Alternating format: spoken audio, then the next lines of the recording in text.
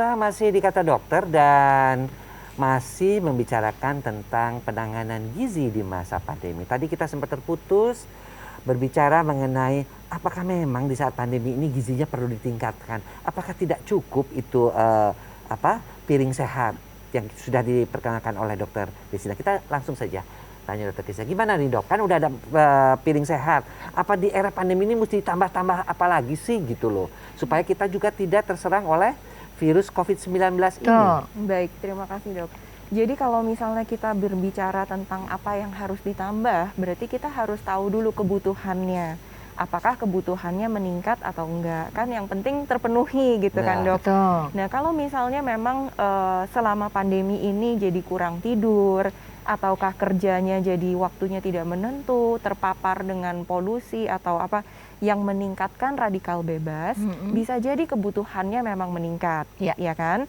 Berarti kita harus perhatikan nih, apa yang harus perlu ditingkatkan asupannya. Nah, kalau misalnya kita memperhatikan asupan, nomor satu memang kita selalu pilih dari bahan makanan sumber, selalu Dok. Jadi kalau misalnya kalau mau cari sumber vitamin C gitu kan, kita cari lagi banyak betul nih, lagi masuk musim hujan, lagi musim mangga gitu ya. Betul. Itu mangga vitamin C-nya cukup tinggi. Kemudian kita banyak buah jeruk, buah jambu biji itu kandungan vitamin C-nya tinggi sekali. Itu boleh tuh.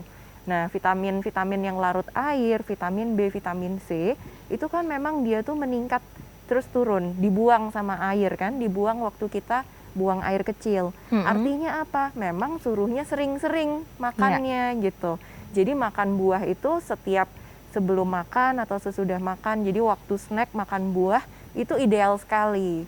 Nah, ada beberapa vitamin tertentu, misalnya vitamin D. Setelah dilakukan penelitian, itu kadar yang defisiensi vitamin D, artinya kadarnya rendah sekali, itu banyak sekali. Jadi pandemi gitu. Nah, kita bisa konsumsi bahan makanan yang mengandung vitamin D yang tinggi. Misalnya dari kuning telur, kemudian dari jamur yang dijemur, jamur Jepang gitu ya, yang dijemur shiitake gitu. Dijemur di sinar matahari, itu kadar vitamin D-nya tinggi sekali. Kemudian berjemur di sinar matahari untuk mendapatkan UVB sekitar 15 menit gitu, tergantung dari warna kulit. 15 menit ya, jangan ada yang sampai gosong berjam-jam. Saya biasa sejam lebih, pantesan. 15 menit aja, setuju tuh Dokter. Jadi kalau misalnya warna kulitnya itu cenderung terang, sebetulnya 5 menit sampai 10 menit sudah cukup. Semakin gelap itu ada melatoninnya ya Dok ya, betul. jadi dia butuh waktu lebih lama untuk terpapar sama sinar matahari supaya mendapatkan vitamin D-nya. Dari warna kulit ya Dok? Tergantung warna kulit. Kalau warna kulit saya berapa hari Dok jemurnya? Aku rasa itu betul sekali ya. Orang kan sering berpikiran bahwa vitamin D3 kan kayak jamur shiitake kan susah, mungkin telur mungkin mudah.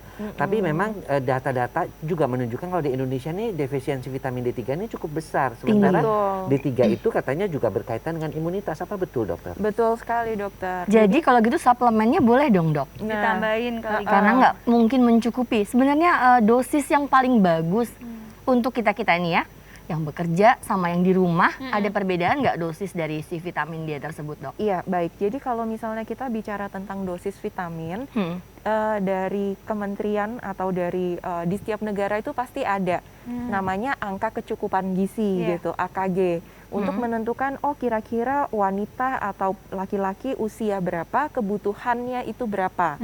Contohnya vitamin C gitu ya, vitamin C itu untuk usia produktif seperti kita, kebutuhannya AKG-nya mungkin 75 sampai 90 mg.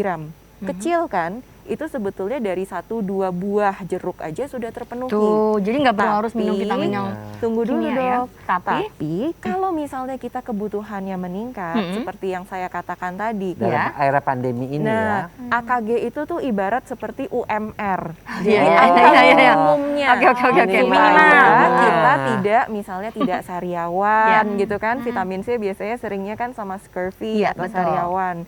Nah, vitamin D tadi dia itu memang berperan bukan cuma sebagai sekedar vitamin, tapi vitamin D itu juga adalah hormon. dia juga mengatur kerjanya hormon-hormon lain itu banyak. Oke. Dan salah satunya untuk imunitas juga penting sekali. Oke. Nah, ternyata ada kaitannya juga dengan genetik, Dok. Jadi kalau misalnya terkena sinar matahari, kan kulit kita bisa mengaktifkan vitamin D yang tadinya bentuknya tidak aktif menjadi aktif. Nah, tapi ternyata secara genetik banyak yang tidak bisa mengubah itu dengan optimal misalnya. Nah, itu makanya banyak yang level vitamin D-nya rendah. Apalagi orang Indonesia takut hitam gitu, nggak mau kena matahari. Iya, tapi Atau berarti banyak butuh asupan suplemen vitamin D kalau kayak gitu ya? Betul. Oke. Nah, kalau suplemennya seberapa banyak ini tergantung defisiensi setiap orangnya. Jadi kita harus mengukur nggak, Dok? Atau kira-kira aja nih? Kan nggak mungkin harus mengukur dosis yang kita kekurangan defisiensinya, nggak semua orang Tapi selalu bisa di diperkirakan kan? lab katanya Iya. ya. Bisa Harus dicek cek ke lab kan kalau itu ya. laboratorium kekurangannya berapa. Nah, kalau misalnya yang untuk sehari-hari Ya, sehari-hari. kita Iya, penuhi simpelnya. dari AKG itu minimalnya ya, Minimal? Dok ya. Minimalnya kan kalau AKG-nya itu 400 international unit, 400 IU. 400 IU kan? Betul. Itu biasanya kalau dalam bentuk makanan sebesar apa? Seberapa banyak? Misalnya kalau kuning telur gitu, Dok. Iya. Jadi kita pilih jenis-jenis makanan yang mengandung Vitamin D. tinggi. Tapi biasanya itu pun tidak bisa mencukupi sih, Dok. Nah, Oh, jadi jadi tetap tetap ya harus- pemirsa, untuk vitamin D tadi sudah dijelaskan, tidak cukup kuning telur saja Betul. ya. Apalagi jamur shiitake itu kan susah Agak juga sulit. dapatnya ya. Jadi tetap mendapatkan kita tambahan 400 international unit itu kita makan dari bentuk Suplemen. kapsul. Iya, biasanya sih kita suplementasi. Sehari sendiri, satu ya, tapi enak loh kadang-kadang itu. Isinya tuh besar loh, cocok-cocokan dosis juga nggak 1000 sih, Dok? ya. Saya sendiri minum yang 5.000, Dok. Karena saya oke. juga awalnya defisiensi.